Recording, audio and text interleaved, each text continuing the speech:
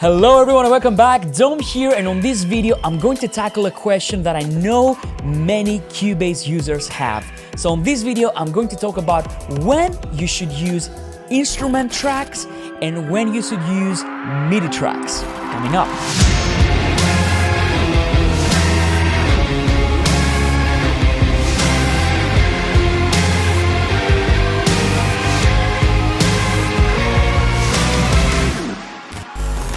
So to begin with, let me say that if you asked me this question 5 or 6 years ago, I would give you a totally different answer than what I'm going to give you now. But I've had quite a few emails, I've had quite a few questions, also from some friends of mine, and they've been asking me, when should I use MIDI tracks and when should I use instrument tracks? And should I use many MIDI tracks with maybe one Halion instance and one Halion Sonic instance and route all of them to a single instance of Halion Sonic with a different MIDI channel? Or should I use a separate instance as an instrument track? So let me give you my honest opinion on this. I've done many tests and I've come to a conclusion. So let's first of all speak about what is an instrument track and what is a MIDI track and what's the difference. So let's try and create a MIDI track. So a MIDI track, let's call this synth. Okay, this is a MIDI track. Let's create it and let's go and add it. As you can see, a MIDI track is what the name suggests. It's just a MIDI track. If I play on my keyboard, I'm not gonna hear anything. A MIDI track needs to be assigned to an instrument, either software or hardware, so that it can produce any sound at all. So in this case, if I, for example, route this to my, let's say, Sub 37, I'm going to be able to record my Sub 37. I can play my Sub 37 through my complete control MIDI keyboard. If I set up an audio track and go for my Sub 37 here, let's call it Sub, let's record something. So I'm going to record MIDI and I'm also going to record audio from my Sub 37.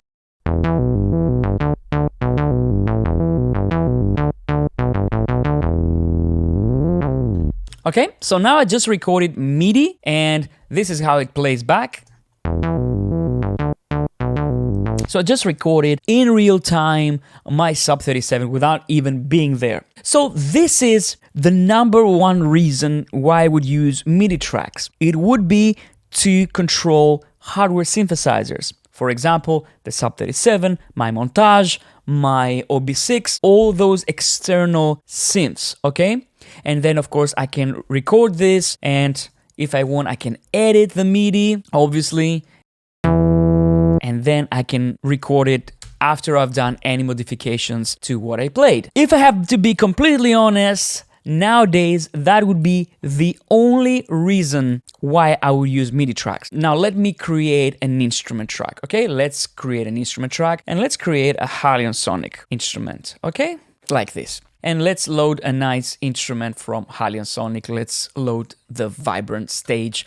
I love these keys. So let's play this. Okay, the whole point of instrument channels is that they're super convenient. They provide both the MIDI part of the channel and the audio part of the channel. So in this case, I can of course trigger my software instrument, you know, using my MIDI keyboard, so that's all MIDI. But if I hit the E button on my CC121, or you can hit it like this, you will see that I also have the audio portion. Okay, so this is also an audio channel. And why is it also an audio channel? Because we also have the inserts, we have the strip, we have our sense, our Q sense, and I can say I want to add, let's say, a delay, maybe multi-tap delay. And let's load a preset. So immediately I can process my virtual instruments. I can do all these things. I can record MIDI. You know, I can start just dialing in some notes here, for example. Okay, all these things. So instrument tracks combine both MIDI and audio. And I would use instrument tracks 99% of the time, unless I have to deal with outboard synthesizers. The big argument that I know many Cubase users have, there's a camp that they say you should use multitimbral instruments like Contact, Halion Sonic, instead of using instrument tracks. Because let's say that I want to have this instrument.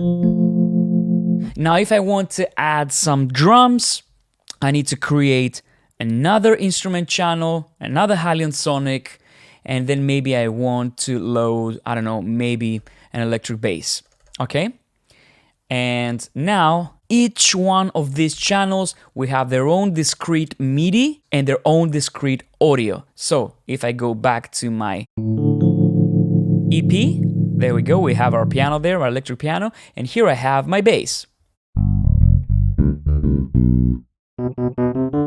Okay?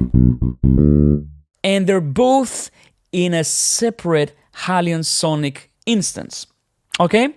So some people say this is taking too many resources. So instead, what you should do is you should go to VSTI here and instead use rack instruments, okay? So when you add a rack instrument here, let's use Halion Sonic again, just so that we are consistent. What Cubase does is it asks you, do you want to create a MIDI track assigned to Halion Sonic? And what you should actually say there is yes, create. So now what we have is we have a MIDI channel that's assigned to channel number 1, and this will play any sound that we load here. So let's load, for example, the electric bass again.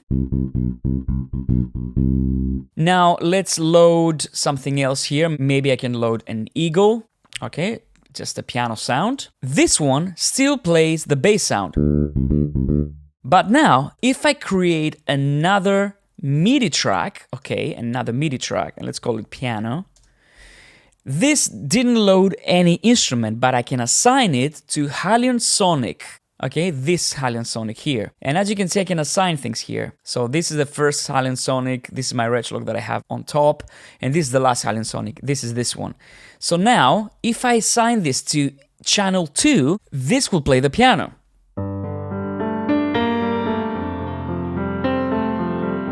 Then if we go back to my first channel, this one, this will play the bass. Piano.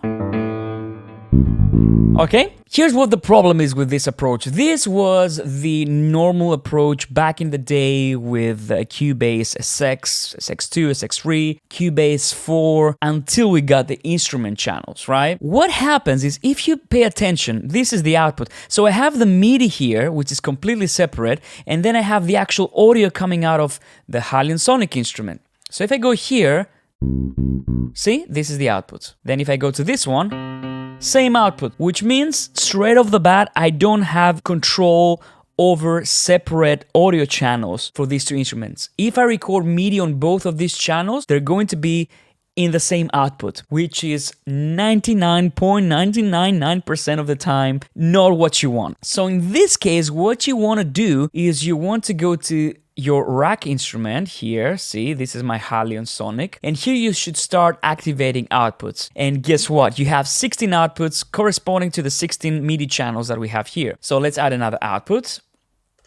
And now I have to make sure that for the piano, I'm going to send it to output number 2. And how do you do this? It depends on the instrument, but in Halion, you need to go to mix, and you need to make sure that your first one is on output 1, which is the main, and the piano, for example, I can send it to output 2. And now, if I play those, you will see that number 1, and then if I play this one, it will play here.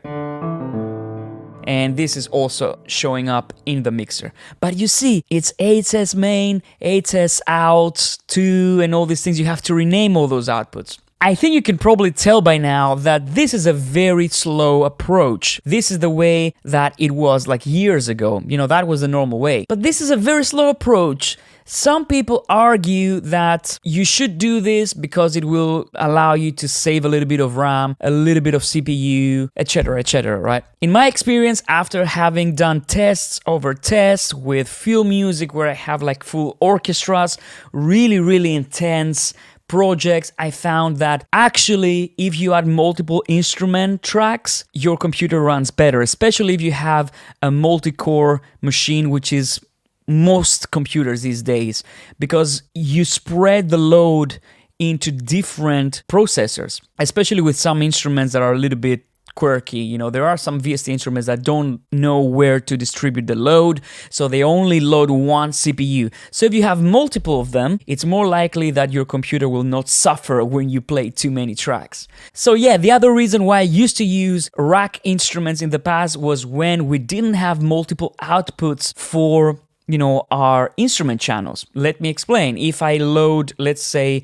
a Groove Agent SC, okay, and I load, let's say, a kit, which is an acoustic drum kit, I always want to have every element of the kit in a different output. For example, kick drum, snare, hi-hats, and so on and so forth. So again, in this case, before we had multi-out instruments, everything would be in one channel.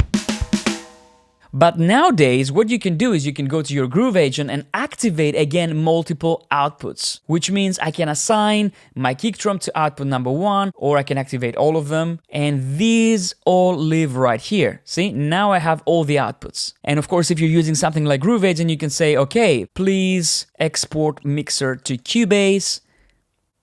And not only it activates the outputs for you, but it also renames them for kick, snare, see?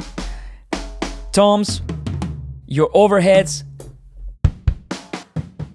So overheads and room, how cool is that? So I hope that helps you understand when you should use MIDI channels and when you should use instrument channels. Now, in the comments down below, please let me know, do you use MIDI channels in a different way that maybe I haven't thought about? I would really like to know, because for me, it doesn't make any sense using MIDI channels unless I'm using outboard instruments, okay? So I would say just keep your life simple, use instrument channels, you will be happier and you won't have a problem. You can process them, you can add effects, you can add reverbs, compressors, EQs straight away. And then if you feel that your project becomes really heavy, then you can freeze them or you can run it in place. So really, CPU and RAM is not really a problem, and you always have the option to go back and change your sounds, because you're not tied to one single instrument that contains 16 sounds. You have every channel separated. So I hope you enjoyed this video, guys. I hope this answered this question that quite a lot of you had. I know this because I received quite a few emails. Also, some of you called me, you know who you are. If you enjoyed this, hit the like button. It really helps. Subscribe to the channel and hit that bell notification icon. It really makes a difference so that you see when I upload new videos. Share it with anyone you feel they will find it useful. I'll see you in the next one. Take care and make some great music.